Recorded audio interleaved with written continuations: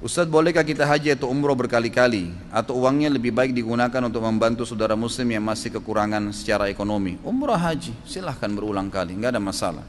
Kalau masalah ada keluarga yang mau dibantu, tetap bisa dikombinasikan kok. Jadi jangan posisikan diri seakan-akan tidak ada opsi tengah.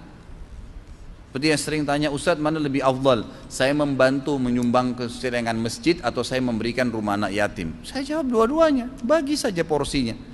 Anda bantu kerabat berapa sih, masa sebesar untuk biaya pergi haji? Kan tidak, gitu kan? Bantu saja semampunya kerabat tersebut, tapi haji dan umroh pergi, nggak ada masalah, kan gitu. Apa tandanya kalau haji atau umroh kita diterima oleh Allah SWT? Tidak ada tanda dari mana? Nggak ada tanda khusus. Anda ikuti syarat dan rukunnya, maka insya Allah diterima. Kita harus yakin. Seorang muslim wajib yakin tentang benarnya janji Allah. Ustaz, saya sudah sholat, udah wudhu benar, udah hadap kiblat, udah masuk waktu, udah tutup aurat, udah coba membaca bacaan yang benar, gerakan yang benar. Sahkah sholat saya? Saya jawab sah. Harus yakin. Nggak boleh kita ragu. Diterima nggak ya? Loh diterima. Sudah kita ikutin syaratnya kok. Allah beda, bukan seperti pimpinan perusahaan kita. Dan itu. Yang bisa mungkin kalau dia tidak suka, dia kemudian tidak terima, nggak ada ceritanya dalam hukum Allah, tidak ada itu. Gitu kan? Sebagaimana kita tidak boleh ragu orang yang berbuat dosa pasti dihukum, nggak ada toleransi dalam masalah itu. Sedangkan dia tobat saja ada pembersihannya, kan gitu. Jadi tidak ada tanda-tanda khusus, tapi tinggal kita amalkan. Kata Ibnu Umar radhiyallahu anhu, kalau saya tahu pasti sudah jelas-jelas saya diperlihatkan pahala amal sholat, amal ibadah saya 2 rakaat saja, saya akan sujud syukur. Artinya memang saya tidak bisa lihat itu, tetapi kita harus yakin bahwasanya sudah diterima oleh Allah Subhanahu wa taala asal kita penuhi syarat dan rukunnya. Bagaimana menurut Ustaz perihal kebijakan pemerintah untuk membatasi kesempatan haji sekali dalam seumur hidup? Ini memang sebenarnya kalau yang saya tahu keputusannya karena kondisi ya. Kondisi memang di Arab Saudi sekarang masjid haram lagi direnovasi dan belum ada ada target penyelesaian tapi belum pasti kapan. Gitu kan, dan memang dibatasi oleh kerajaan Saudi tentang jumlah orang yang pergi haji. Karena Indonesia ini Masya Allah. Nah, kalau dibuka pintu haji kita yang paling banyak di sana, gitu kan. Jadi ini sebuah karunia yang luar biasa ya. Saya Masya Allah bersyukur dengan Allah dengan niat yang baik ini. Sampai pernah ada pendeta di Jawa Tengah dianggap gagal berdakwah karena dia bawa banyak bagi hasil. Bukan maksudnya dia bawa penghasilannya dari Romawi, dari Vatikan itu untuk dibagi-bagikan ke satu kampung. Ini cerita subhanallah saya dapatkan dari dosen saya yang mengajarkan tentang perkembangan dunia Islam di tingkat 3 kuliah waktu itu di Madinah. Tentang Indonesia, tapi kita orang Indonesia tidak tahu kisah itu. Dia ceritakan. Dia bilang ada satu pendeta pada saat itu dia mendakwahi Kristen satu kampung dan dia suka membagi-bagikan makanan, beras segala, sampai karena di situ orang tidak ada yang bimbing, tidak ada ustadznya. Jadi sampai masjidnya itu disuruh oleh pendeta tadi untuk dijadikan sebagai gudang, taruh beras, taruh segala, nanti baru dibagi-bagikan supaya mereka tidak pakai sholat. Dan mereka lakukan itu. Dan pada saat akan dibagi-bagikan dia panggil ke gereja untuk nyanyi-nyanyi sebentar baru dikasih pembagian. Orang masyarakat jahil tidak tahu, akhirnya mereka ikut saja. Difoto lah itu, dikirim ke Vatikan, dianggap satu kampung ini berhasil masuk Kristen. Ini kisah nyata menurut beliau kan. Jadi saya berani nukil karena beliau insya Allah terpercaya. Dosen saya yang saya sangat hormatin beliau, Dr. Abdullah Mustid ya. Saya tidak tahu sekarang beliau masih hidup atau tidak, tapi yang jelas beliau menyampaikan itu. Intinya pada saat itu beliau bilang dikirimlah berita gembira dari Vatikan ini, dia akan datang mengutus satu utusan yang membawa hadiah. Begitu datang ke sana diperlihatkan, betul nggak ini? Ternyata dikumpulin masyarakat, semua kumpul, gitu kan, hadir. Dan pada saat disuruh nyanyi gereja, mereka bisa nyanyi-nyanyi. Yang datang pakai kopiah hitam, pakai kopiah haji, ada ibu-ibu pakai jilbab. Wah ini benar murtad semua nih, gitu kan, masuk Kristen semua. Maka kata pendeta, kata yang utusan Vatikannya, coba tanya satu-satu semua masyarakat kampung ini, kita mau kasih apapun yang dia minta. Ada yang minta sapi dikasih, ada yang minta rumah dikasih, pokoknya apa saja dikasih sebagai tanda ini prestasi luar biasa gitu. Menurut dosen saya waktu itu sempat dibagiin kertas dan mereka memang berpendidikan sekolah, kemudian ditulislah gitu kan apa kemauannya dia. Pada saat itu subhanallah waktu dikumpulin surat hampir semua menulis saya mau haji. Akhirnya pendeta ini dipecat, tidak berhasil rupanya. Itu salah satu cerita. Artinya orang kita Masya Allah kalau soal haji ini ya baguslah. Anda mau lakukan perjalanan dari Jakarta ke Padang dengan pesawat. Semisal Anda berangkat jam 18.30 dari Jakarta dan nanti akan tiba di Padang jam 20.30. Apakah Anda perlu melakukan sholat jamak atau qasar untuk sholat isyaknya? Bagaimana cara sholat jamak dan qasar tersebut? Kalau jam 18.30 ini belum masuk maghrib, menurut Anda sudah masuk ya? Sudah 6:30 kan? Ya antum sholat jamak qasar di bandara, di ruangan tunggu, antum sholat maghrib 3 rakaat, isya 2 rakaat, itu saja. Selebihnya sudah nggak usah ya. Begitu saja caranya dan biasa qasar. Allahu alam. Dan ini sudah pernah saya titik beratkan kan. Jangan sampai antum sudah jelas-jelas mau safar, antum masih belum mau jamak qasar. Ini keliru sebenarnya. Itu keringanan dari Allah SWT, maka lakukanlah. Bolehkah seorang anak untuk mendahului orang tuanya dalam menunaikan ibadah haji, mengingat kedua orang tuanya tersebut sudah mulai uzur? Sementara untuk berangkat haji bersama tidak cukup biaya. Bagaimana hukumnya Ustaz? Apakah setelah memberangkatkan kedua orang tuanya, seorang anak tidak punya kesempatan lagi untuk menunaikan ibadah haji di kemudian harinya? Kalau dalam ibadah wajib, harus Anda dahulukan diri Anda. Ya, dalam ibadah wajib harus dahulukan diri sendiri, walaupun itu orang tua kita. Kita belum haji, orang tua belum haji. Haji sendiri dulu. Kita lebih membutuhkan itu. Orang tua kita kalau tidak punya kemampuan, tidak ada kewajiban bagi beliau. Tapi kalau kita punya kemampuan, wajib buat kita. Nggak boleh. Kita dahulukan, kita sudah pernah haji, baru hajikan orang tua kita. Masalah nanti ada rezeki kita itu Allahu alam, Allah lebih tahu. Gitu kan? Kita mungkin pergi haji sana bisa berdoa, mendoakan orang tua supaya bisa haji, insya Allah diberikan oleh Allah Subhanahu wa taala. Dan juga kalau yang belum tahu informasi kan atas sesaudi yang ada di Menteng, saya tidak tahu alamatnya Jalan Banyumas nomor berapa itu ya, tapi kalau antum sampai di Masjid Sunda Kelapa, coba tanya mana atas agama Saudi, di sekitar situ pokoknya tempatnya. Di situ tuh ada program oleh kerajaan Saudi setiap tahun memberangkatkan kalau tidak salah 200-300 orang gratis haji. Tapi syaratnya belum pernah haji, apalagi kalau orang tidak mampu. Laporin orang tua antum di sana, silahkan bawa informasinya gitu kan. Tapi harus pakai nama lembaga ya. Jadi coba cari nama yayasan, masjid, lalu rekomendasikan, insya Allah bisa berangkat haji gratis, semua ditanggung dari tiket pergi sampai pulang. Tiap tahun itu ada, tiap tahun gitu kan. Apa bedanya haji dengan umroh? Apakah pahalanya sama? Tentu beda. Umroh adalah ibadah kecil, ibadah sunnah. Sama antum tanya, apa bedanya antara sholat duhur dengan qobliyah duhur? Qobliyah duhur sunnah, duhurnya wajib. Begitulah umroh dengan haji. Haji wajib, ya, lebih besar pahalanya tentunya. Apakah semua nabi juga berhaji? Allahu alam. Saya tidak tahu kalau itu. Apakah semua nabi memang punya syariat haji? Enggak tahu. Tapi yang saya tahu, yang tadi saya ceritakan, syariat haji pertama kali di zaman Ibrahim alaihissalam. Artinya sebelum Ibrahim belum pernah ada ibadah haji, karena rangkaiannya tadi adalah dari kejadian-kejadian keluarganya Ibrahim alaihissalam. Saya sudah panjang lebar ceritakan tadi. Jadi kalau kita ambil dari riwayat-riwayat itu, berarti sebelum Ibrahim tidak ada haji, kan gitu. Setelah Ibrahim baru ada. Bolehkah mengganti kain ihram jika kotor? Boleh, tapi dengan ihram lagi tentunya. Kalau laki-laki punya cadangan kain ihram. Kalau perempuan boleh baju apa saja, yang penting dia niatkan ihram. Jadi nggak masalah. Masya Allah, sampai sekarang pertanyaannya semua bagus. Masalah haji. Saat ini di sosial media ramai dibahas kesesatan Wahabi. Bagaimana menurut Ustaz? Wahabi mana yang dimaksud ini? Sekarang di Indonesia ini, jemaah sekalian, orang-orang Syiah lagi gencar-gencarnya mencari kesalahan ahli sunnah. Sekarang ini. Dan subhanallah, perilaku mereka di Indonesia persis perilaku mereka di Yaman. Sebelum terjadi perebutan pemerintahan kayak sekarang ini, persis sama, nggak ada bedanya. Jadi mereka di sana di Yaman itu mengemparkan isu-isu yang tidak benar tentang ahli sunnah dengan sama perkataan Wahabi. Seakan-akan Wahabi ini momok yang menakutkan, gitu kan? Dan itu pusatnya di Saudi. Padahal di Saudi ini orang belajar Al-Quran dan Sunnah, pusatnya. Nabi Muhammad SAW 13 tahun di Mekah, 10 tahun di Madinah, dan sampai hari ini sunnah Nabi SAW masih dijaga, masjidnya masih ada, ya, kemudian ajaran-ajarannya masih semua sempurna. Dari mana kita bisa mempelajari kalau bukan dari tempat lahirnya Nabi dan tempat meninggalnya Nabi SAW? Apakah antum pikir Indonesia bisa lebih hebat agamanya daripada Saudi? Kan tidak mungkin. Maksud saya kota Madinah dan Mekah ya, sumbernya di sana, gitu kan? Tidak mungkin itu. Tapi itu diangkat seakan-akan momok menakutkan. Itu yang diangkat oleh mereka. Lalu kemudian pemerintah Yaman mulai menangkap-nangkapi ulama-ulama Sunni, dai-dainya, dengan anggap mereka teroris lah, mereka berpaham radikal. Persis seperti di Jakarta sekarang, sama kejadiannya, subhanallah. Sayangnya pemerintah kita nggak membuka mata masalah ini, bahaya sekali. Saya sangat dukung ada salah satu mahasiswa tamat S3 kemarin di UIN, itu di Makassar berhasil menulis disertasi dan dapat nilai yang bagus. Itu dia tulis Syiah mengancam, ya, mengancam NKRI. Memang betul itu. Dan itu terjadi, mereka memang seperti itu.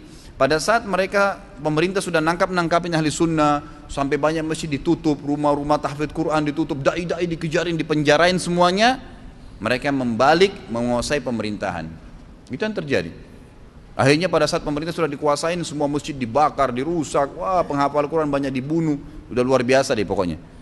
Makanya pada saat Presiden Yaman sadar, dia baru menyurat ke 6 negara Teluk untuk minta bantuan. Nah, masuklah Raja Salman membantu sekarang. Banyak orang tidak paham masalah itu, gitu kan? Ini bahaya sekali. Jadi kalau yang di Wahabi yang sering dilempar-lemparkan, dan saya tahunya itu sekarang. Istilah Wahabi ini tidak ada lain kecuali itu. Semua yang dari Saudi dianggap Wahabi, kan gitu. Karena di sana itu orang menjalankan sunnah yang murni. Pengajian saya sering dikatakan, oh pengajian Ustaz Harun pengajian Wahabi. Kalau emang pengajian yang antum dengar dari awal tadi 2 jam dan setiap hari antum, tiap minggu antum datang, qala Allah, qala Rasul, begini pendapat ulama, kita jelaskan, antum anggap ini Wahabi, inilah pemahaman yang benar. Al-Quran dan Sunnah yang disampaikan. Tapi momok itu ingin diangkat oleh orang-orang Syiah, karena yang banyak bongkar kedoknya Syiah itu orang-orang Saudi memang, di Saudi, memang dari Madinah dan Mekah, gitu kan, yang membongkar mereka. Makanya mereka melempar momok itu. Jadi sebenarnya ini informasi cuma disebang-sempang siurkan yang tidak benar. Saya melihat Ustadz di TV bersama Ustadz yang suka mengadakan zikir berjamaah. Apakah Ustadz sudah sefaham dengan beliau? Kalau tidak, apakah Ustadz udah di apa ini? Saya tidak jelas. Apa ini? Apa yang salah dengan apa yang beliau lakukan? Jadi memang saya diundang oleh beliau untuk ceramah, gitu kan? Diundang oleh beliau ceramah, dan beliau waktu mengundang saya ke masjidnya, dan beliau sempat memanggil saya di ruangan khusus di masjidnya dan mengatakan, dia panggil saya abang, dan dia mengatakan, bang, alhamdulillah saya hampir tiap malam ditemanin sama abang. Maksudnya apa? Dia liatin sama dia layar komputernya besar, dia bilang ini tiap malam saya nonton ceramah abang tentang dosa-dosa besar. Jadi apa yang antum lihat di sini ini dinonton oleh beliau setiap malam, dikhatam 2 jam, dia bilang sampai tidur, ikutin semua. Kemudian dia mulai banyak mengambil dari itu, gitu kan. Artinya alhamdulillah orang yang punya nama di Indonesia yang diikuti oleh banyak masyarakat awam bisa mengikuti pengajian-pengajian yang mengikuti sunnah Nabi SAW.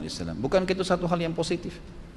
Banyak orang subhanallah menganggap kalau ada orang seperti itu dimusuhin, dijauhin.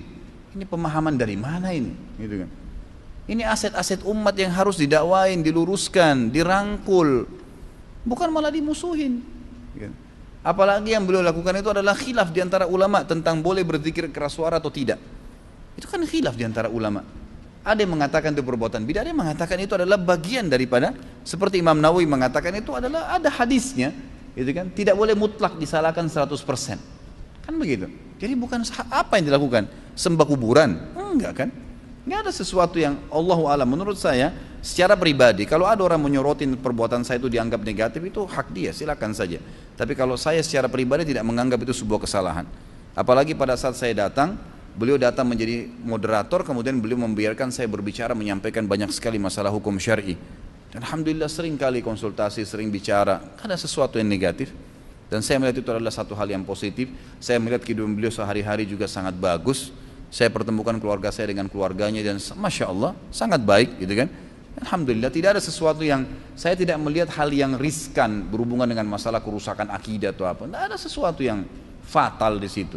Hanya karena masalah zikir, dan zikir itu di awal-awal acara, setelah itu baru masuk kepada ceramah. Mayoritas ceramah kan gitu. Baik, kadang-kadang subhanallah orang lupa, dia lupa menangkap maslahat besar, ya, dan dia tunda itu gara-gara masalah kecil, gitu kan.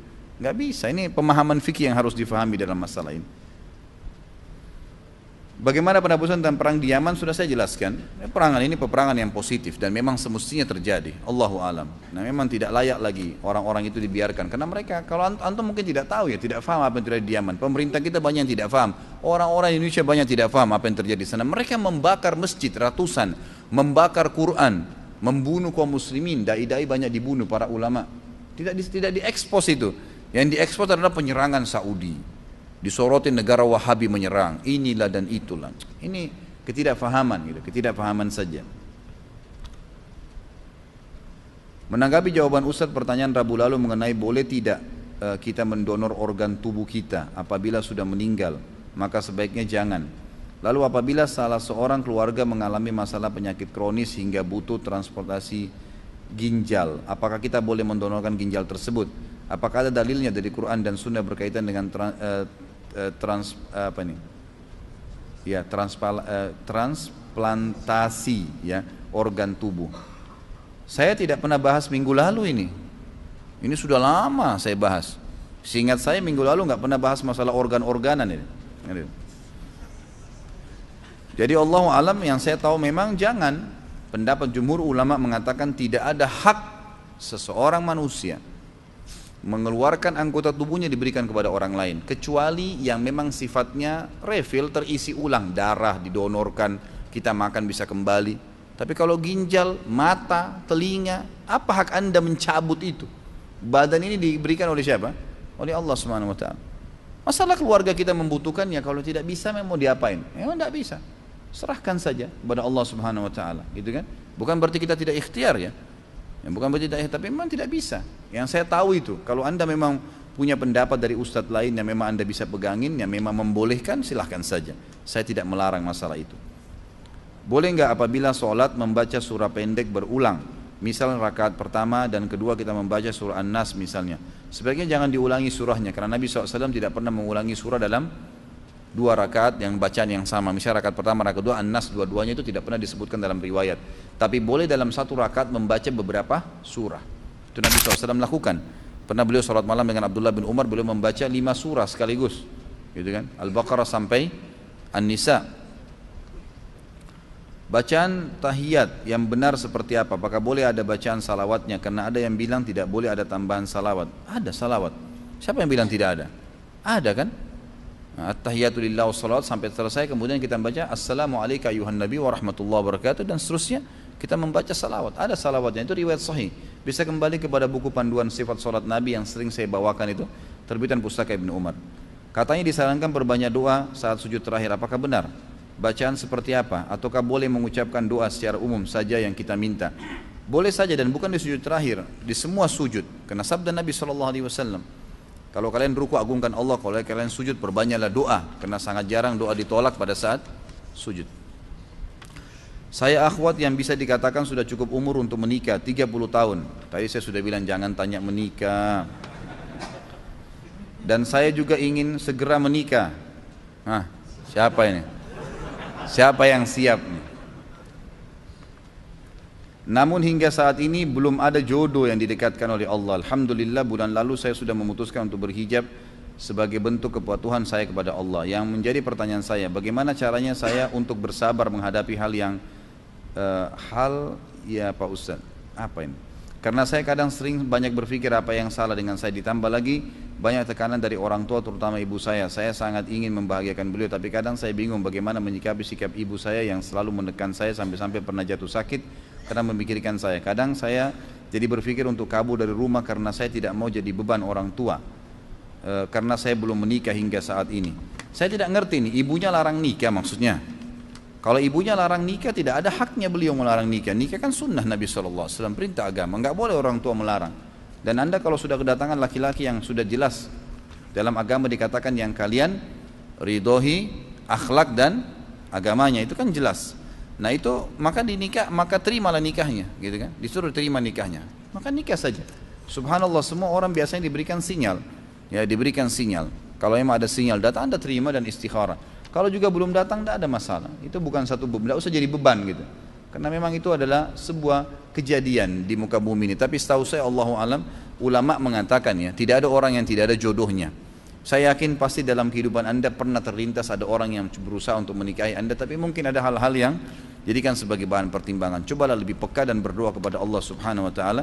Kalau masalah orang tua Anda atau ibu Anda menahan Anda untuk tidak menikah, itu tidak ada hak beliau di situ, tidak boleh. Dan kalau Anda tetap menikah berarti bukan berarti durhaka, ya, bukan berarti durhaka.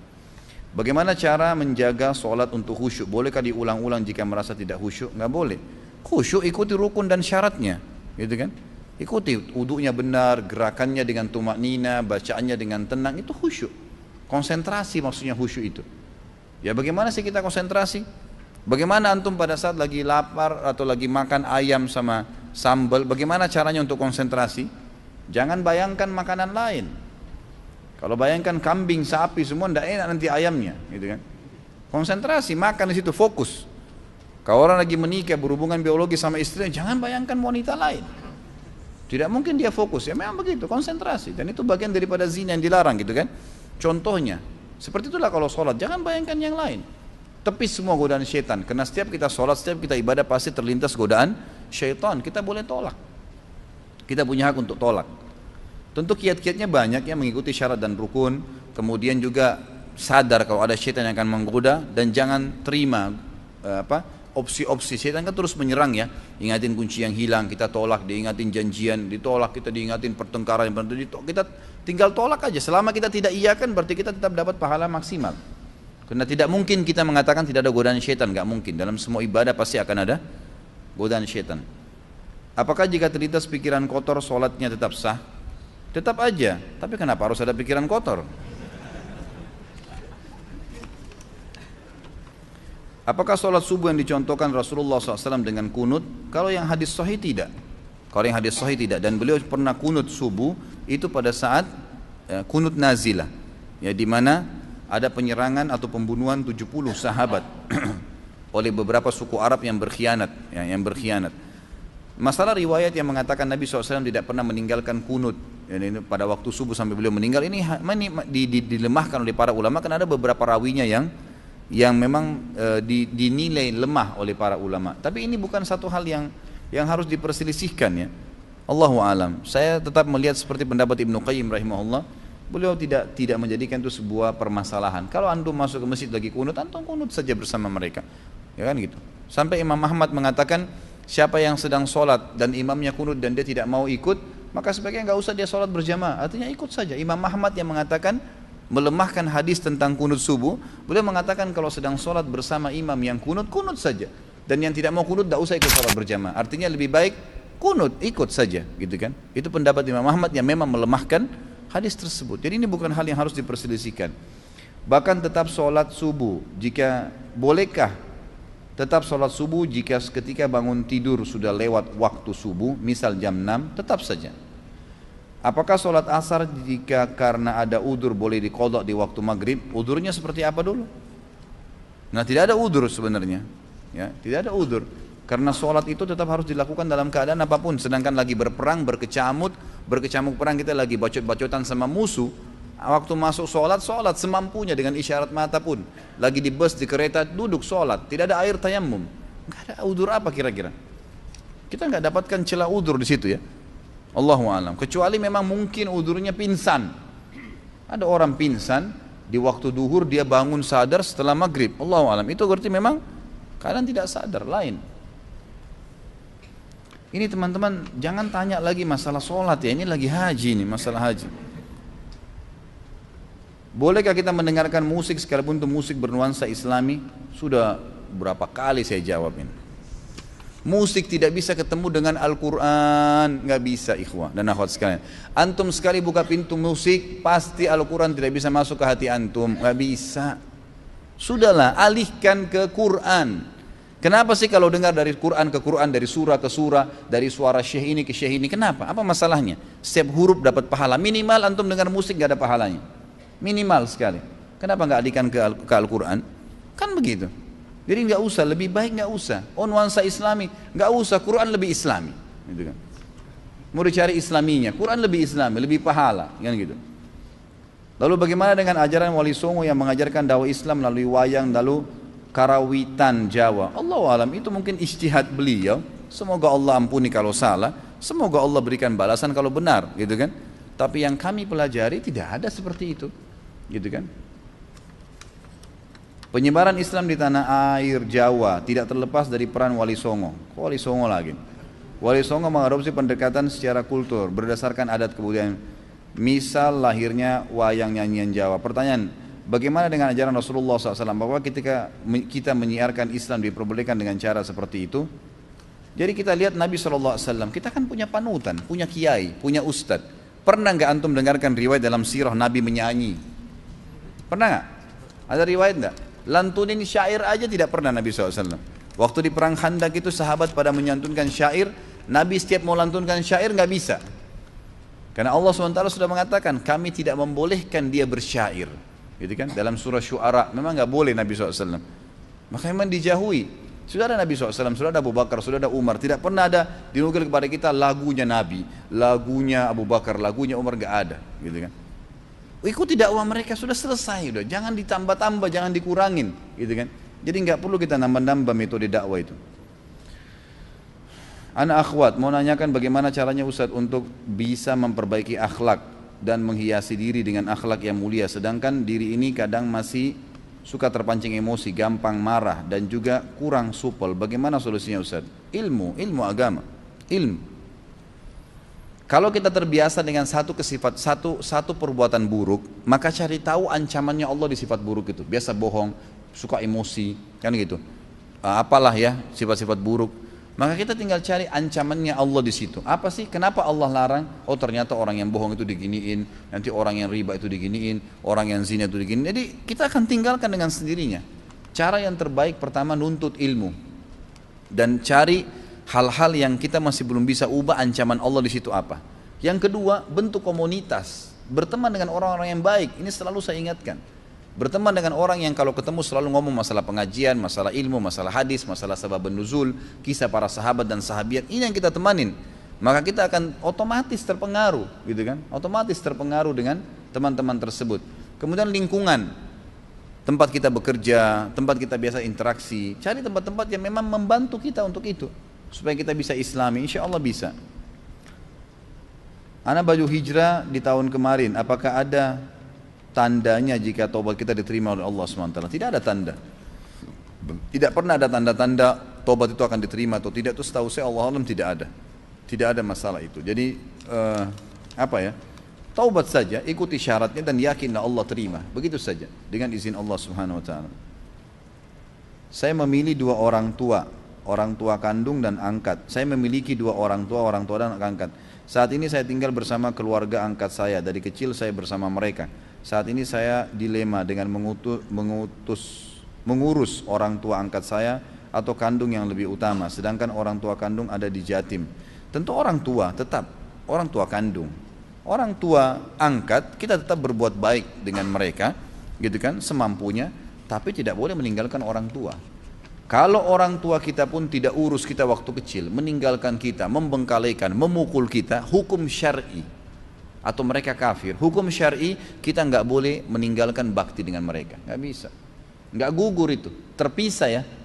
Masalah orang tua tidak menjadikan haknya anak, dia berdosa. Tapi masalah anak membalasnya dengan durhaka nggak boleh, dia juga dosa, nggak bisa, nggak ada udurnya untuk itu. Dahulukan orang tua, tetap saja. Masalah di Jatim mungkin bisa dikirimin apa kebutuhannya, dibantu. Karena di Jakarta tetap kita tinggal serumah dengan orang tua angkat dan kita memberikan yang kita mampu. Tetap kita prioritaskan orang tua kita.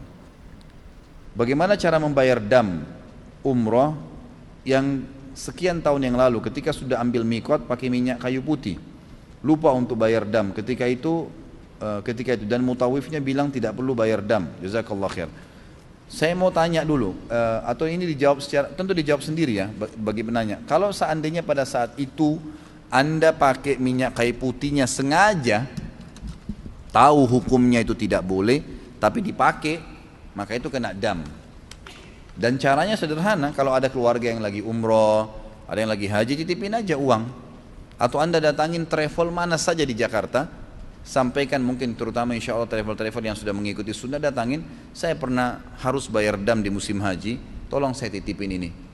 Berapa sih dam? 400 real, ini 400 real saya bayar, gitu kan? Itu bisa, kapan saja Anda datangin bisa.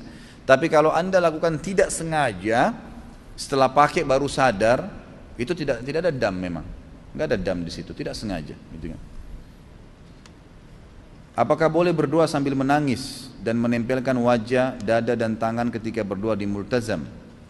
Ini tidak ada sunnahnya. Tidak ada pernah ada riwayat menjelaskan di multazam boleh orang melakukan bergelantungan, menciumnya atau menempelkan pipi, ini tidak pernah. Tapi memang banyak orang yang melakukan ya. Banyak orang melakukan di pintu Ka'bah. Setahu saya tidak pernah ada riwayat yang menjelaskan masalah itu. Apa itu dam di dalam haji? Dam itu kurban, disembelihnya kambing karena pelanggaran yang terjadi. Apakah tahallul merupakan sunnah dari zaman Nabi Ibrahim alaihissalam?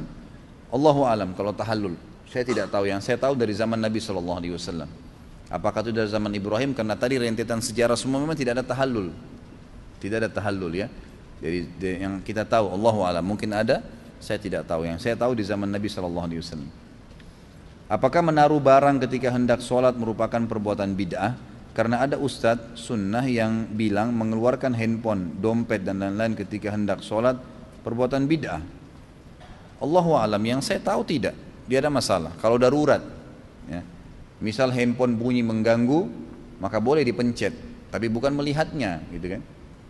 Jadi kalau darurat sekali, karena ini ada hadis Bukhari menjelaskan. Nabi SAW pernah mengatakan kalau seseorang di antara kalian lagi sholat terganggu dengan ingusnya, atau lendir karena dia lagi batuk, maka sebaiknya dia mengeluarkan ke sebelah kirinya, karena di depannya Allah dan sebelah kanannya malaikat. Ulama mengambil daripada hadis Bukhari ini yang sahih, bahwasanya boleh seseorang kalau terganggu dalam sholat menyelesaikan itu, tapi sebatas mengingatkan. Makanya fatwa ini dilebarkan oleh para ulama sekarang, seperti orang kalau safnya tidak rapat di sebelah, ditarik tangannya temannya di sebelah untuk merapatkan saf, dibolehkan. Saf kosong dia melangkah, karena hadis Nabi SAW mengatakan sebaik langkah yang terbaik di muka bumi adalah langkah yang memenuhi saf yang sedang kosong, kan gitu.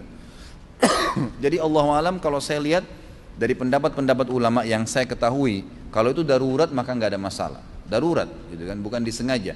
Dan Imam Syafi'i rahimahullah mengatakan ini pendapat yang paling tegas ya dalam masalah gerakan sholat. Beliau mengatakan kalau orang melakukan gerakan sholat 3 kali secara sengaja, sia-sia, batal sholatnya, kata Imam Syafi'i. Tapi dalam 3 kali itu adalah kalau terisi dengan gerakan sia-sia. Selama bukan gerakan sia-sia darurat, dia flu berat, netes terus ingusnya, maka dia darurat. Kalau dia tidak ngusap dengan sapu tangan atau tisu, maka akan terus mengganggu sholat dia dan bisa mengotori sejadah, maka boleh dia mengusapnya. Ini bukan gerakan sia-sia. Karena Imam Syafi'i pun yang paling tegas dalam pembatalan sholat dengan gerakan mengatakan kalau 3 kali sia-sia. Tapi kalau 3 kali itu tidak sia-sia, maka tidak ada masalah bagi beliau. Jumhur ulama lebih terbuka lagi, jadi kan lebih terbuka lagi. Apakah bacaan ketika hendak iqamah? Adakah bacaan ketika hendak iqamah? Sebagaimana ketika azan, ada azan. Yang saya tahu adalah mengikuti seperti ucapan muadzin pada saat iqamah, karena Nabi SAW mengikutinya. Dan pada saat terlintas qad qamatis shalah, itu beliau membaca aqamahallahu wa adamah, gitu kan. Itu ada riwayat, diriwayatkan oleh Imam Ahmad yang saya ketahui, Allahu alam. Setelahnya nggak ada doa khusus, karena doa itu cuma ada doa setelah azan. Ketika orang makan atau minum makan, minum atau pakaian haram, maka doa orang tersebut tertolak. Namun apabila dia dizalimi, apakah doanya akan dikabulkan? Karena doa orang yang terzalimi makbul, tetap diterima, walaupun makanan minumannya haram. Tapi kalau dia terzalimi, doanya diterima karena ada indikasi yang membuka dia untuk bisa diterima doanya, masalah dia terzalimi. Apakah boleh membedakan harga barang yang saya jual kepada pelanggan utama? Ini apa hubungannya sama haji nih? Apakah boleh membedakan harga barang yang saya jual kepada pelanggan utama yang notabene belanjanya kontinu dan dalam jumlah pengambilan yang banyak, dengan pelanggan yang hanya belanja sekali dalam setahun dengan pengambilan barangnya sedikit? Boleh saja, nggak ada masalah. Tapi yang kita lakukan adalah memberikan diskon, gitu kan? Itu boleh. Harga tetap jual Rp10.000. Tapi karena ini pelanggan tetap saya modalnya 7.000. Saya turunkan Rp1.000 untuk dia, karena dia rutin belanja, atau dia belanja banyak, diskonnya dikasih, nggak ada masalah. Tapi yang tidak boleh dalam Islam, kalau meletakkan dalam satu produk 2 harga karena konsumennya berbeda. Datang pembeli pertama, orang kaya, kita jual 100.000. Pembeli pertama orang miskin, datang kita jual 100.000. Datang pembeli kedua, dia dari pakainya orang kaya, 1.000.000 kita jual. Nggak boleh. Karena kita melihat penampilannya saja orang, itu nggak boleh. Berarti sengaja meletakkan 2 harga di satu produk dengan melihat kondisi saja. Tapi kalau kita memberikan diskon karena orang itu beli banyak, memang niatnya itu beda dia dari niatnya, maka nggak ada masalah. Kami sholat berjamaah 3 orang, imam 2 satu imam dua makmum. Apabila satu makmum batal, saya jadi depan belakang. Apa maksudnya? Saya jadi depan belakang ini. Saya jadi depan belakang. Apa yang harus dilakukan? Apakah makmum harus maju? Ya tentu saja. Kalau misalnya batal, makmum di sebelah kita, kita maju, melangkah, mendekati imam. Sebagaimana sunnah Nabi SAW, imam dan makmum kalau berdua rapat satu sama yang lain. Bolehkah dalam sehari semalam membaca istighfar lebih dari 100 kali? Khilaf di antara ulama. Afdolnya minimal, pendapat mengatakan afdolnya 100 kali, tapi kalau mau baca lebih nggak ada masalah.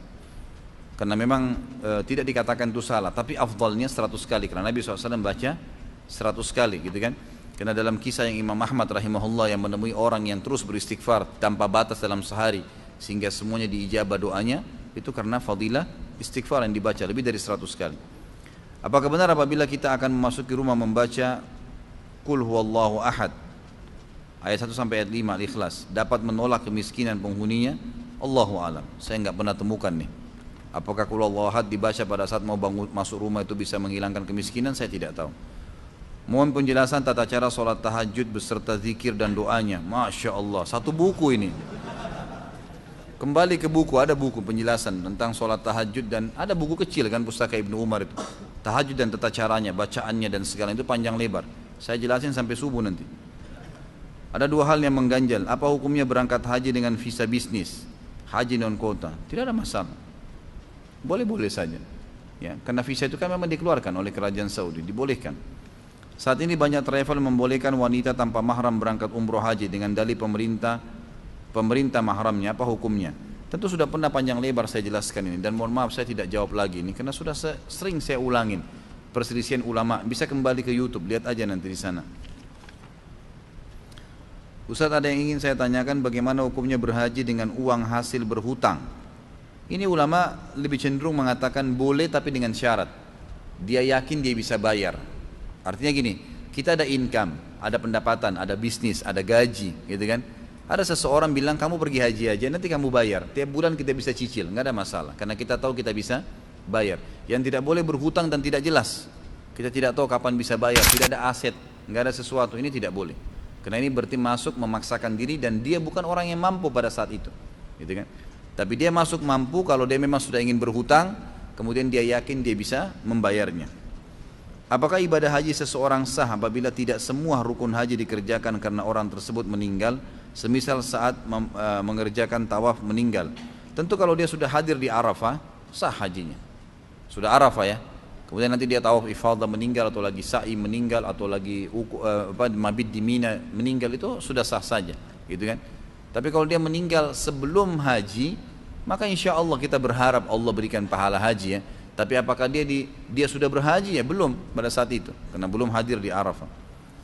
Berapa waktu yang lalu saya bertemu dengan orang yang meyakini bahwa Allah tidak berada di atas arsy. Menurut pemahamannya Allah tidak sama dengan makhluknya karena makhluk itu memiliki dimensi tempat.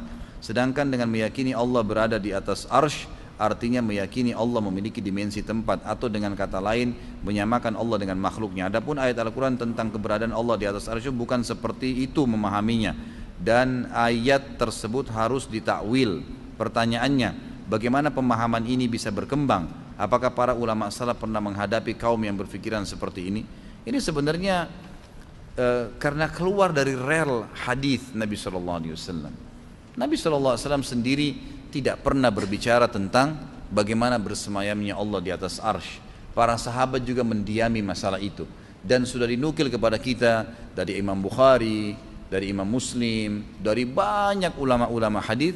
Mereka mengatakan kita mengimani Allah berada di atas arsy sebagaimana Allah menceritakan. Allah menyebutkan tsumma stawa 'alal arsy, Allah bersemayam di atas singgasananya. Kenapa harus kita takwilkan? Untuk apa manfaatnya mentakwilkan itu? Takwil artinya mengalihkan maknanya. Untuk apa kita takwilkan? Sementara memang begitu datangnya dalam Al-Quran. Akhirnya nanti kan jadi rumit sendiri, gitu. Jadi susah sendiri. Maka saran saya nggak usah ditakwilkan. Untuk apa ditakwilkan? Kita imani sebagaimana datang seperti itu. Allah bersemayam, ya Allah bersemayam di atas arsy-Nya. Ada lagi yang kembangkan pengatakan kan kalau Allah itu adalah awal. Allah itu awal. berarti kalau kita mengatakan Allah itu awal, berarti Allah itu ada sebelum singgasananya. Ya gitu kan. Bagaimana memahaminya? Loh, kita jangan terlalu jauh mengorek-ngorek dalil yang kita tidak punya ilmu di situ. Masalah Allah memang awalnya menciptakan qalam, kemudian apakah waktu itu sudah diciptakan arsy atau tidak, kan tidak ada penjelasan. Tapi yang jelas hadis cuma mengatakan awal yang Allah ciptakan qalam lalu Allah suruh tulis, gitu kan. Baik, apakah Allah waktu itu membutuhkan arsy atau tidak? Untuk apa dibahas? Allah SWT zat yang tunggal, yang mampu apapun, gitu kan. Tidak perlu dibahas masalah itu. Kita tahunya Allah menciptakan kalam di awal, iya kita imani itu. Allah setelah itu menciptakan langit dan bumi, kemudian bersemayam di atas arsy-Nya. Sudah kita imani seperti itu. Jangan ditakwilkan, jangan dialihkan ke mana lain, karena nanti kita ya akan mengalihkan kemana-mana, karena kita tidak punya ilmu di situ. Cukuplah, gitu kan? Sebatas yang kita tahu saja. Tolong jelaskan merek apa ini? Celak Mekah yang bisa mengobati mata. Sebab kemarin saya lupa mencatat. Tolong sebutkan namanya Ustaz. Bukan celak Mekah. Celak yang disunahkan oleh Nabi SAW, gitu kan? Kalau celak yang disunahkan Nabi SAW itu namanya ithmit. Ithmit. Alif, tha, mim, dal. Kata Nabi SAW, pakailah ithmit karena dia akan menguatkan pandangan mata kalian dan menumbuhkan bulu mata. Ithmit ada dua macam, ada yang merah, ada yang hitam, ada yang panas dan ada yang dingin. Biasanya itu dipakai di zaman Nabi SAW. Kalau yang panas itu dipakai di musim dingin, kalau yang dingin dipakai di musim panas. Dan biasanya kalau yang panas itu yang berwarna merah. Jadi kalau antum beli ithmit itu banyak kok, di mana-mana di Tanah Abang sini banyak, gitu kan. Kalau lagi umroh juga boleh, harganya sekitar 10-15 rial kalau di Saudi. Bisa dibeli kemudian dipakai, laki-laki dan perempuan boleh pakai, nggak ada masalah, gitu kan. Dan sudah saya jelaskan pertemuan yang lalu. Jadi kita letakkan di antara bulu mata kita, boleh saja, gitu kan. Tapi kalau antum pakai yang merah biasanya panas, jadi jangan kaget. Memang itu biasa dipakai di musim dingin, gitu kan. Kalau dia dingin, musim dingin biasa dipakai yang hitam. Jadi boleh-boleh saja, nggak ada masalah. Namanya ithmit, namanya ithmit. Allahu a'lam. Jadi kalau ada yang salah tentu dari saya. Kalau ada yang benar dari Allah Subhanahu wa taala. Subhanakallahumma bihamdika asyhadu an la ilaha illa anta astaghfiruka wa atubu ilaik. Wassalamualaikum warahmatullahi wabarakatuh.